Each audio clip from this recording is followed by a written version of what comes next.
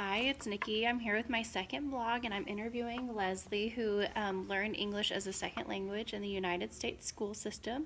I'm going to talk to her a little bit about what age she was and her experience with that. So, with that, how old were you when you started in the U.S. school system? When I came to the US, I was 12 years old, And so that would make you what grade? seventh grade. So you I were came directly to seventh grade. okay, awesome. And with that, did you notice in the program that you were encouraged to use your second language or that you were encouraged to mostly learn English? Okay, so when I came, before starting the school, they did a examination to see where my English was. I was placed on ESL, Okay. and from all of my classmates were ESL as well, and we were encouraged to use as most English as we could. Oh, okay.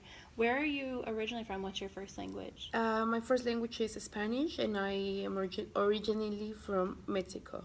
Okay. Were most of your classmates also Hispanic classmates? Yes, So you were able to communicate in Spanish, but you were encouraged to do English. right. Okay, that's interesting. Which by now I think it may be a disadvantage. Yeah, because it seems like it may make it difficult if you are able to use your Spanish because you know you can communicate with Spanish. Exactly. Was that, as you got older, was your experience the same? Did you find yourself leaning towards Spanish, or did it become easier to want to use your English? It became harder to use my English because I was like on my comfort zone with socializing and everything with Hispanics and feeling on my comfort zone, and it became harder. But as now, I do try to socialize with more people that I can practice my English just to become better and see more progress on my English. With your family, are you the first in your family to learn English as a second language, or do you have other family members who also learn English? I do have usually English is our second language for most of them. For most Yes, of and them. even at home, the language that we speak is Spanish. Okay, so you do use Spanish at Yes. home, but you don't have to translate for your family. Like, you can communicate in English if you need it. If I need it, I can. My mom will be the only one. Your My mom. dad is with my dad. I can be able to communicate with him in English. My mom, not that much. Okay, so that's really helpful for your Yes. mother then. Yeah, that would be. So with your experience in the school system, I know there is like an increased emphasis on testing. It's a little different in your experience than some because you were in a class with other ESL students, but what was the focus on testing like? Was it heavy? What tests did you have? Okay, so usually the same. Like we had our regular tests. However, since it was ESL, we did got pulled out like one at a time to see like the progresses we were making. Like during the school year. In like when it was time for tax.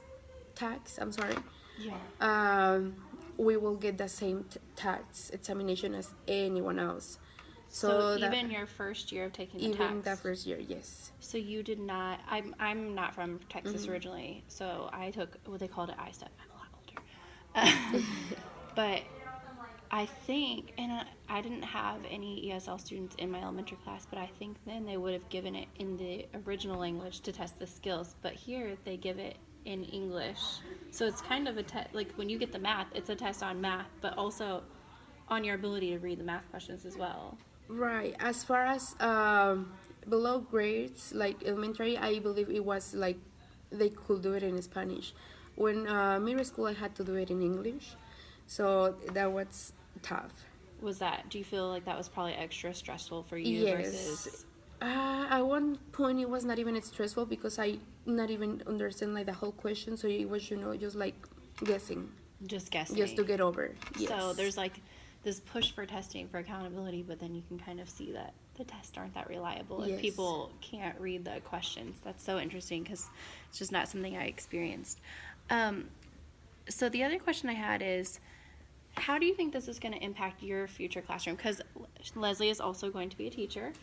Um, so how do you think your experience with ESL will impact your future classroom? Because for myself, not having that experience, I feel like I have to dive deeper to connect with ESL students because I'm never going to have that shared Right. experience with them. So how do you feel that's going to help you? Well, see, I think it made a great impact on myself. And from that, I can see how I feel like I was prepared to learn basic English. Yeah. And when it came like to text, test, like that vocabulary and everything was like a whole different vision. Yeah. So, and even from the help like the curriculum and everything else, I think, I mean, we can work together to see, to prepare the student with what they'll be testing on. Yeah. Even though it may not be the best choice, because sometimes they'll not be learning why they have to, and will be only like prepared to be tested. But that's unfortunately how the school system is School now. system Yes. works. Yeah.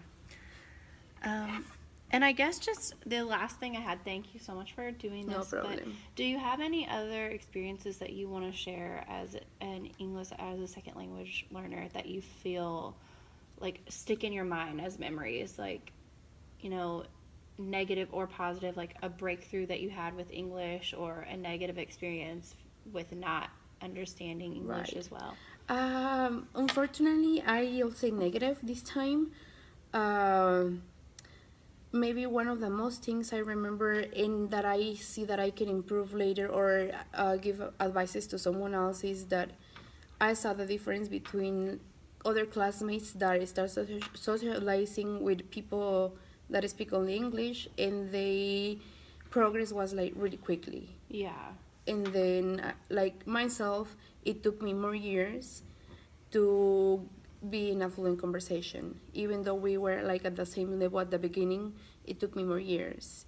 That's one. And then the other one, in a part, I when I came from Mexico, I used to be always like one of the top students, and I came here and I like went down. So the barrier of learning another second language, it was it made a very big impact on myself, and it encouraged me a lot from trying myself like to do better.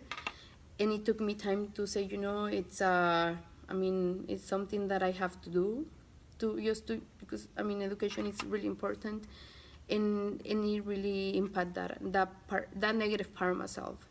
So maybe I'm planning on changing that view on other future students that will be in the same situation, I was gonna say that's which gonna is one help of the you. main reasons I decided to do bilingual education. Yeah, because I could see, even though I didn't experience, I could think about how as a child that would negatively impact your self-esteem, but you realize now with your adult eyes that it Yes. has nothing to do with intelligence, and it has everything to Right. do with you're just learning something so completely new and so expansive. Exactly. I still use the English language wrong, and I don't know another language, but you are able to recognize that now, and you'll be able to share that with your students, so that's going to be really nice. Well, I think that was all the questions that I had for Leslie, so thanks for joining in for our second blog, and hopefully you enjoyed it.